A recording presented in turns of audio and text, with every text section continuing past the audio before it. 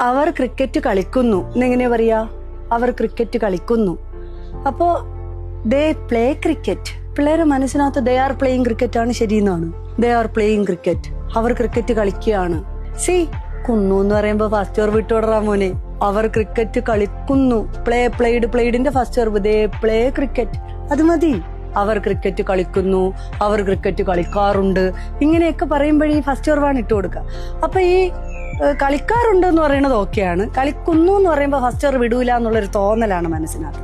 അപ്പൊ ഈ കുന്നു, എനിക്ക് ശമ്പളം കിട്ടുന്നുവെങ്കിൽ എങ്ങനെ ഇടുമെങ്കിൽ, എനിക്ക് ശമ്പളം കിട്ടുന്നുവെങ്കിൽ അതാ first verb. If I get the salary I shall help U. കണ്ടോ? അപ്പൊ കുന്നു എന്ന് വരുമ്പോ ഫസ്റ്റ് വെർബ് വരണ കണ്ട. അതെ അവിടെയും if I am getting the salary എന്നാണ് പറയാനിരിക്കുന്നത്. എനിക്ക് ശമ്പളം കിട്ടുവാണെങ്കിൽ. പക്ഷെ പറയുമ്പോ എനിക്ക് ശമ്പളം കിട്ടുന്നുവെങ്കിൽ ഞാൻ നിന്നെ സഹായിക്കാം എന്നും പറയില്ലേ? If I get the salary I shall help you. ആ താരതമ്യം ഉടനെ ആവശ്യമാണ് കേട്ടോ. കുന്നു ഫസ്റ്റ് വെർബ്. ഓക്കെ, ശരി.